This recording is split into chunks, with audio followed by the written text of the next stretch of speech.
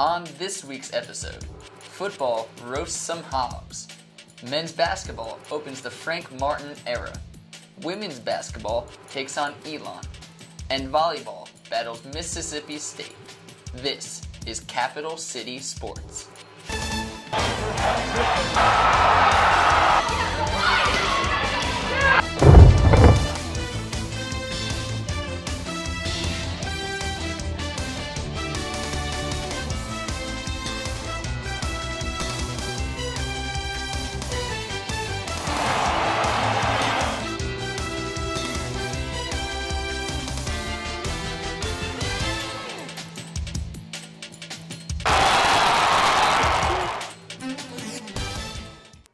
Hello and welcome to Capital City Sports. I'm Pat Cloney. Gamecock Football hosted the Arkansas Razorbacks for homecoming on Saturday afternoon in Williams-Brice Stadium. This was the first game for Carolina since the injury to their star running back Marcus Lattimore. To see how they fared, we send this one to Hunter Banks. Gamecock Football took on the Arkansas Razorbacks at Williams-Brice Stadium for homecoming on Saturday afternoon. The Gamecocks looked to remain perfect at home on the season. They also looked for new offensive weapons to step up after the injury to Marcus Lattimore against Tennessee. And Connor Shaw was just the guy. Here, early in the first quarter, he fires down the middle to Darrell Adams for the 29-yard touchdown pass. Carolina takes an early 7-0 lead. Arkansas looks to respond on the next drive, but Jadeveon Clowney has other ideas. He sacks Arkansas quarterback Tyler Wilson and gets in his grill. Second quarter now, Arkansas in the red zone. They hand off to running back Dennis Johnson, who stretches to try to get a yard but fumbles the ball. Carolina would eventually recover this fumble, a huge turn of events.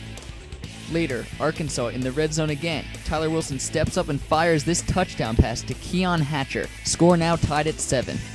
But Connor Shaw and the Gamecocks had a response. Here, Shaw fires one downfield to Bruce Ellington for a 36-yard reception. Gamecocks in business.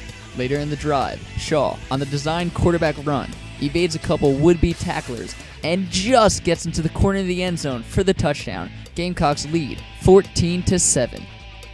After an Arkansas field goal, it's back to business. Shaw dumps this pass off to Kenny Miles, who scampers his way downfield for a 24-yard gain. Then, on fourth down, it's Shaw stepping up in the pocket and firing the ball downfield to a wide-open Bruce Ellington. He takes care of the rest, into the end zone for a 42-yard touchdown, 21-10 Gamecocks.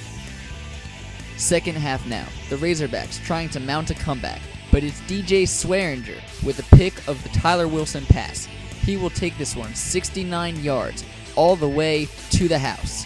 South Carolina cruising at this point. Arkansas would tack on a few late points, but the Gamecocks get the victory 38-20. They are perfect at home on the season with just one game to go. From Williams-Brice Stadium, I'm Pat Cloney, Capital City Sports. The Gamecock Offense looked sharp against the Hogs. Connor Shaw threw for 2 touchdowns and rushed for another. To hear more, we send it to Josh and Alyssa in the boardroom.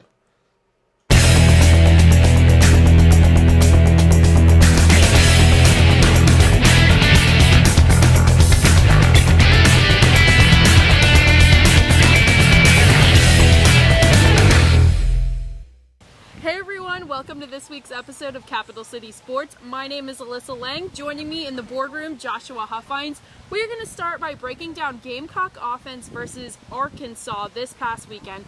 To start things off, let's talk about Darrell Adams, who had his first career touchdown off a 29-yard pass from Connor Shaw. Talk about that. Probably a pretty exciting day for Darrell. Well, I'm going to say it would be a pretty exciting day for Darrell Adams. I mean, you get your first touchdown in front of a big audience, you set the game, you start the game off with the first touchdown. Crowd's excited, you're excited. It's pretty good. It puts points on the board, gets us a nice little lead. It's some good stuff. It also does kind of highlight that Arkansas had no defense whatsoever. Well, it was also kind of nice to see Connor Shaw running the ball into the end zone again. He had his third rushing touchdown of the season. How good is that? You know, we've seen Connor Shaw lacking a little bit in the past few weeks. So absolutely. Well, Connor Shaw has been banged up this entire season, and before this game, he stated to the press that his foot was about at 85%. He hurt his right foot, if I'm correct. I'm not really sure. And so the run game was really kind of off for him. But he was able to gain some good yards and earned a rushing touchdown, which really helped out the Gamecocks in this nice win. Nice win over a SEC opponent. It definitely was. It was nice to see Connor Shaw running the ball into the end zone, and we know that the running game was going to have taken a big hit following Lattimore's injury in the previous game. So something we were really looking to was Mike Davis and Kenny Miles to step up to kind of fill the void. In your opinion, did they perform well? Mike Davis did have a touchdown, only his second career touchdown of the What was your opinion? I know Kenny had 37 yards and Mike had 53, so not huge numbers. Well, it's not huge numbers. The key thing is that they were able to support the passing offense. Right. That is what we needed most against Arkansas. You know, this was pretty much going to be a game where you had to pass the ball, you had to get points pretty quick. And most of Kenny Miles' yards coming from receptions. He had 3 for 44. Absolutely. Kenny Miles was able to catch some very important first down, you know, got a bunch of yards for us. Just the run game wasn't spectacular. Mike Davis, as a freshman stepping up in Marcus Lattimore's place, obviously did perfectly fine, averaging 4.1 yards per carry. It's decent. It was able to support the passing offense, support Connor Shaw and Bruce and Jarrell Adams. That's all that we really needed. Do you think that's what we're going to be looking at, those kind of numbers for the rest of the season, or do you think it's going to improve as we keep going? Well, honestly, in my opinion, I think against Wofford, we're going to have all sorts of numbers everywhere. I'm hoping that we will. But I will say Wofford can control the ball with their run game, but that's for later. Very true. When you're considering, you know, numbers and stats for the rest of the season, the main thing is Clemson, whether or not what is the run game going to excel, is the passing game going to excel, what's going to happen. I honestly believe with Clemson's defense, both the run game and the passing offense will get some good numbers. All right. Now, I know we talked about Kenny and Mike making some key catches and having a good game reception-wise, but Bruce Ellington really had a big day. He had 5 receptions for 104 yards, and I know you have a stat for us on over 100-yard games receptions. Well, Bruce is our one receiver that has 2 games with over 100 yards, and Bruce is really coming out to be a really good football player for us. I mean, started out in basketball, and he really is coming out as a star for us. And so we had Bruce Ellington go for over 100 yards. Easy touchdown, easy touchdown. I believe it was off 4th and 6, and Connor Shaw made an easy lob to Bruce Ellington. The secondary was nowhere to be found. One small juke move, got past one player, touchdown. It's always nice to see Bruce catching the ball because you know what's coming next from the fans. I just don't understand why they boo him every time. It's kind of weird. Yes, to clear things up for those of you who don't know, the fans are not booing when Bruce has a great play. They are simply saying, Bruce. Do you like my impression? I like her impression. That was pretty good. Well, the offense wasn't overly spectacular, but they also didn't really underperform. Dylan Thompson came in towards the end of the game. He didn't really do much, but in a way, it's always kind of nice to see your backup quarterback coming in because you know the game's pretty much put away. Were you impressed by anything? Yeah, put away, I would say. 38 points against an SEC team is pretty good, I would say. Good. Do you have any overall impressions of Dylan Thompson or any thoughts? Honestly, no, not really. We were just playing a small game. We were just trying to finish the game out. Right. No big deal. No comment. Well, thanks for showing up, Dylan. He slept on his arm and was out for, which game was it? Dylan Thompson? Yeah, Dylan Thompson, one game, actually slept on the right side, slept on his right side and injured his arm while sleeping. It was Tennessee, wasn't it? I believe so, and that's when Strickland came in instead of Dylan Thompson. So thank you for not sleeping on your right arm, Dylan Thompson. Appreciate that. We need you. Don't do that again. Well, do you have a offensive dreadcock of the game? Offensive dreadcock? That's kind of tough. It is a Justice Cunningham had a great catch. Justice Cunningham had a beautiful catch. He always comes in clutch. That was really nice. That was a really good catch. I mean, the ESPN or the commentators for CBS Sports were really impressed with that one. So was I. Impressive. Well, there you go. There's our offensive dreadcock of the game, and that will do it For us breaking down offense, join us after the break. We will break down Gamecock defense versus the Razorbacks. Women's volleyball was also in town this weekend. They took on Mississippi State on Friday night.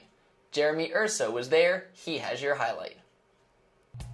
Last Friday at 7 o'clock p.m., the USC women's volleyball team played at home against Mississippi State. South Carolina was seeking for a win to finish their last few games on a good note. USC got off to a good start, winning the first point of the match. They then won the next 3, expanding their lead to 4-0. USC's offense played it smart. They were faking kills and instead were hitting light drop shots into areas of the court where their opponent had very little coverage. Not only was their offense smart, but it was also aggressive as number 4, Paige Miller, gets the kill. Mississippi State had many unforced errors towards the end of the first set, allowing USC to get a set point and then win the first set. Mississippi State played better in the second set as they were able to get their first lead in the match after South Carolina hits the ball out of bounds. South Carolina's unpredictable offense fought back as they were able to tie the set at 12, as both teams would battle back and forth for the lead. Mississippi State's defense was able to keep up with the Gamecocks' offense as Mississippi State takes a slight lead, bringing the score to 20-17.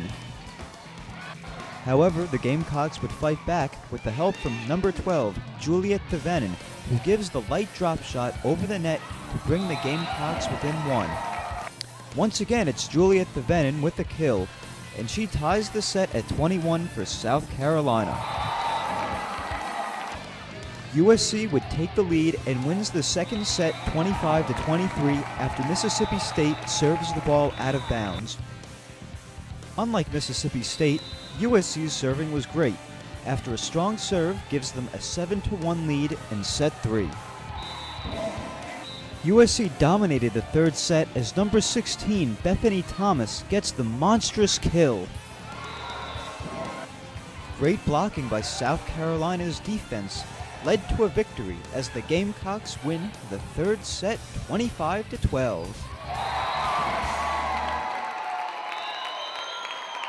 South Carolina wins 3-0 as they improve their record to 16-12. Jeremy Urso, Capital City Sports. After the break, we take a look at opening day for the men's basketball team. And we head back to the boardroom to break down defense in the Arkansas game. Stay tuned. The Frank Martin era began Sunday afternoon at Colonial Life Arena as men's basketball opened its season against the Milwaukee Panthers. For all the on-court action, we send it to Nicole Butler. On Sunday, the South Carolina men's basketball team took on the Milwaukee Panthers.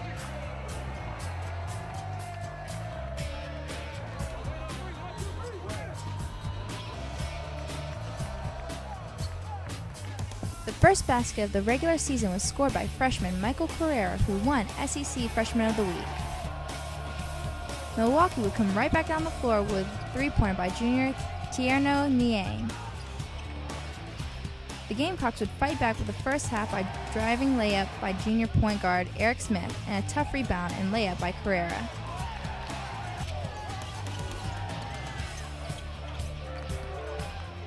The Gamecocks would get the score within 5 points from senior forward Akeem Jackson and another tough basket from Carrera. The Panthers would stop this Gamecock run through a three-pointer from junior Jordan Aaron and a layup by Niang. The Panthers would extend their lead until halftime, where they would lead 38-23.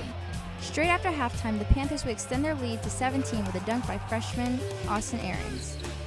The Gamecocks would come back in the game with scoring led by their upperclassmen leaders. Senior Lachey Page would hit a deep two, then Jackson would build the momentum with a huge dunk, and right after the great steal, Jackson would hit a tough fast break layup. Smith would cut the score to 66-64 with a layup in traffic. Freshman Douglas Casinas would hit 2 free throws to tie the game at 66-66. Williams would score 12 of the Gamecocks' 14 overtime points. The Gamecocks would win the game 82-75, and this is the first win of Frank Martin's era. This is Nicole Butler, Capital City Sports. Back to football again. Carolina's defense looked sharp on Saturday. DJ Swearinger recorded a pick 6 and was named the National Defensive Player of the Week. For an in-depth analysis, we send it to Josh and Alyssa in the boardroom.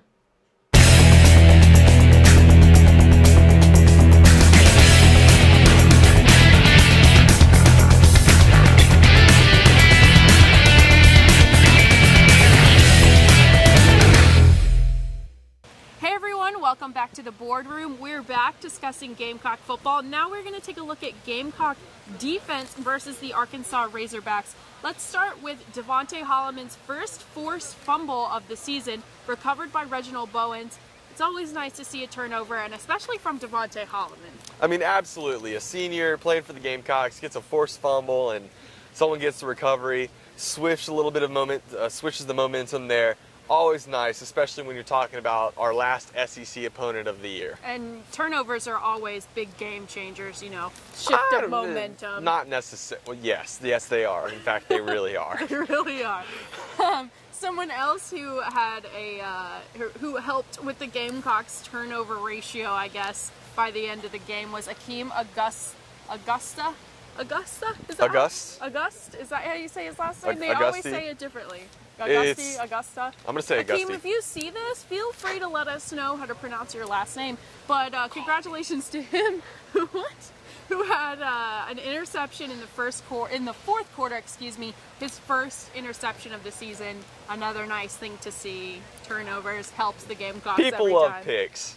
People love to see it. People do love the picks. Tyler Wilson is an NFL prospect quarterback, and you see him air out the ball. You're afraid there's going to be a first down, there's going to be a touchdown. You're always afraid of that. And to see it go the other way, it's always nice. It really always is nice. And then the defensive players get a nice little statistic to boost. Very true. It's nice. And they get to celebrate after those beautiful picks. Now, someone who had quite an interesting little exchange over about the span of maybe a minute was DJ Swearinger, who was flagged for a supposed helmet-to-helmet, head-to-head contact. Well, here's what happened. First off, defensive dreadcock of the game is going to DJ Swearinger. Of course, how could it not? Solid performance here.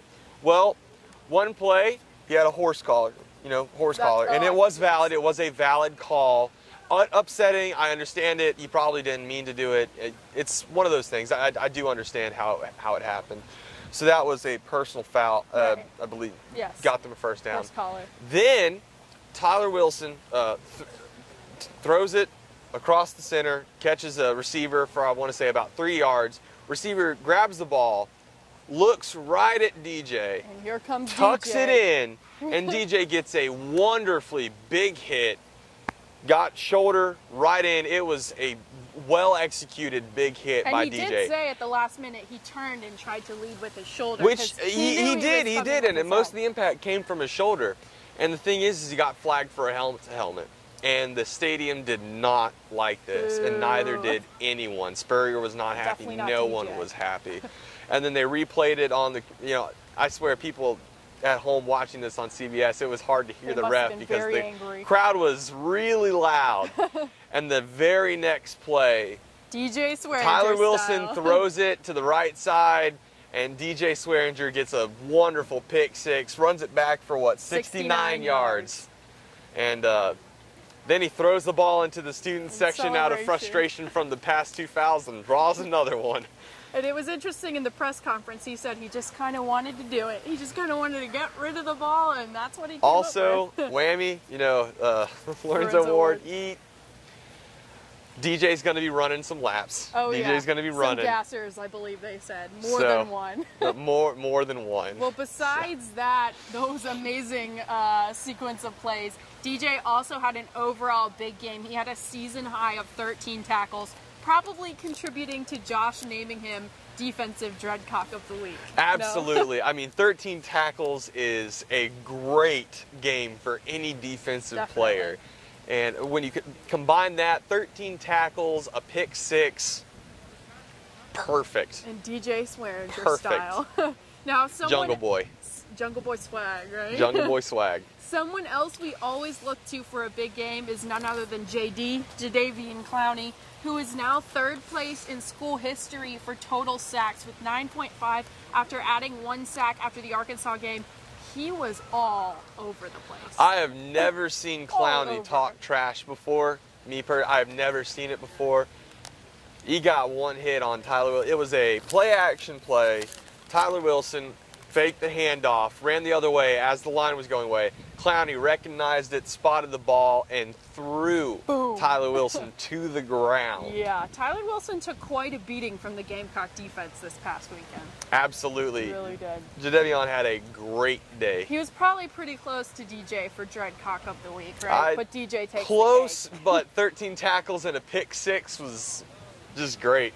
Well, do you have anything else to add about our Gamecock defense?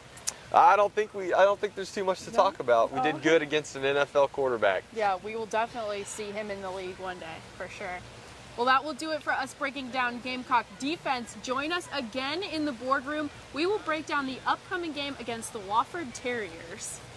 Still to come, Josh and Alyssa preview the Wofford football game. Women's basketball takes on Elon, and volleyball battles Tennessee. Stick around. Gamecock Football plays its final home game of the year Saturday against the Wofford Terriers. Josh and Alyssa have the keys to a Gamecock victory and predictions for the game in the final segment of the boardroom.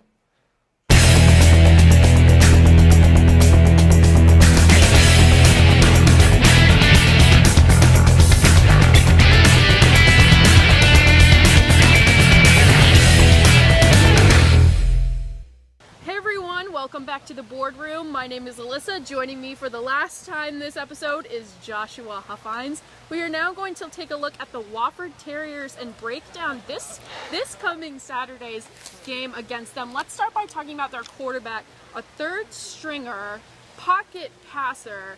He's their starting quarterback because the first and second string got injured. This quarterback isn't even on scholarship, but he's a pocket passer running the option.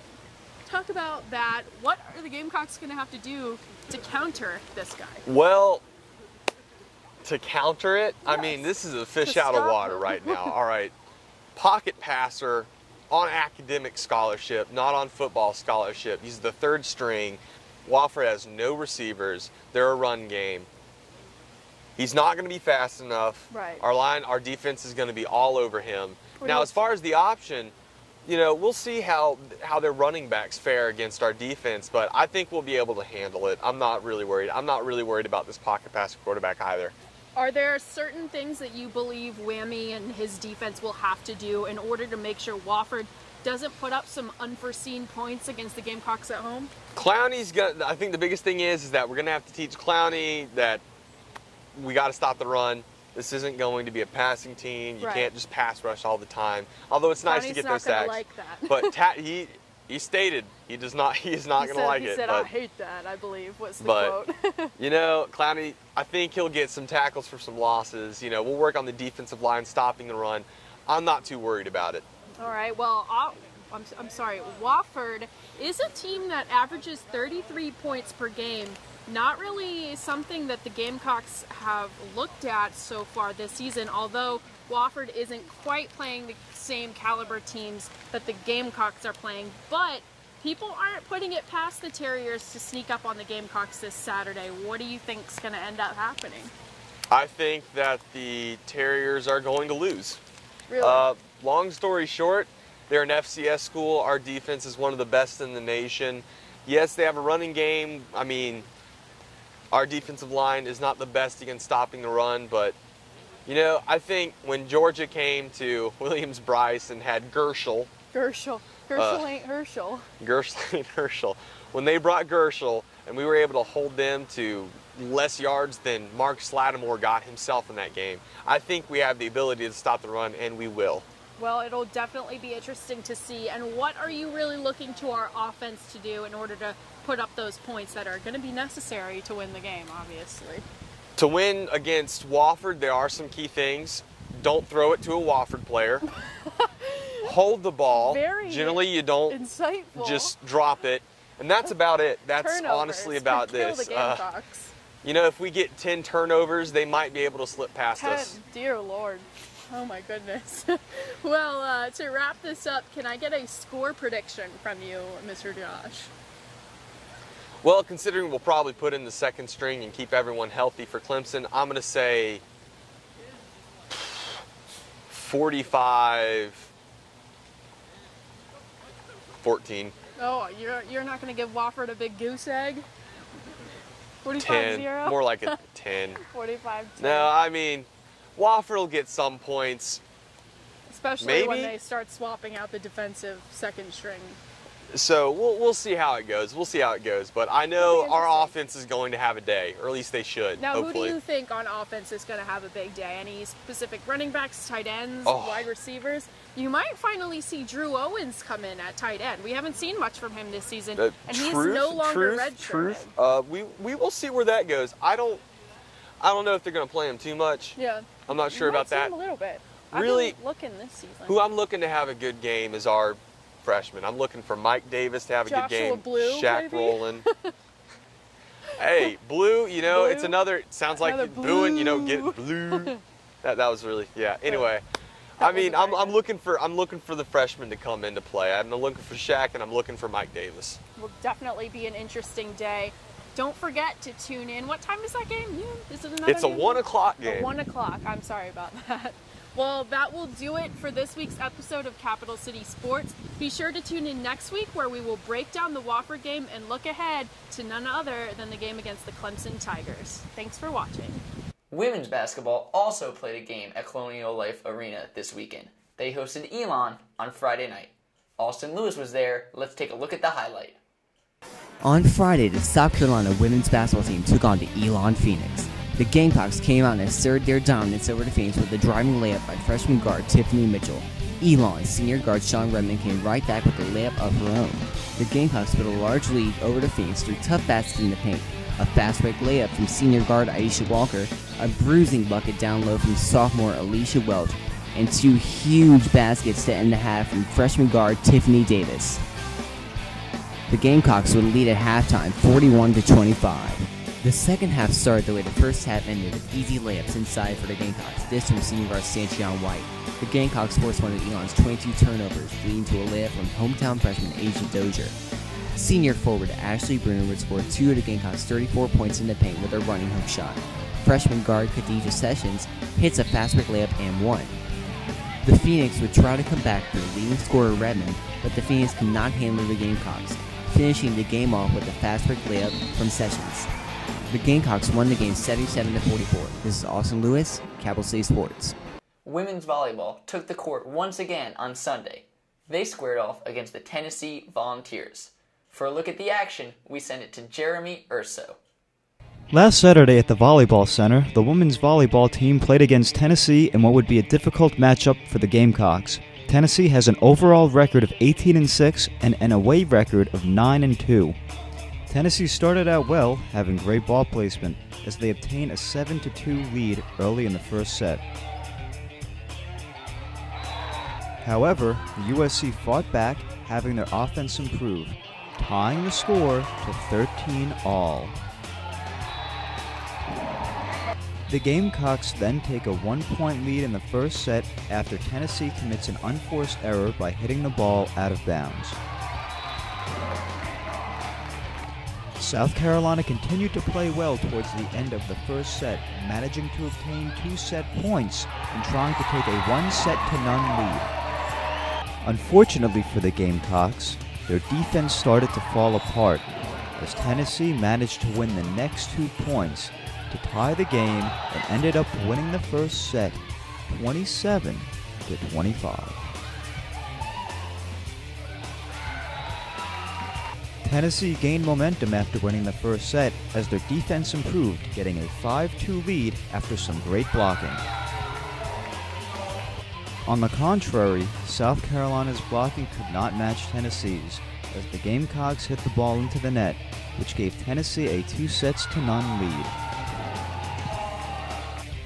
Tennessee takes a 7-point lead, 13-6, after South Carolina hits the ball out of bounds. USC tried to make a comeback, but it was too late after their defense hits the ball out of bounds. Tennessee wins 3-0.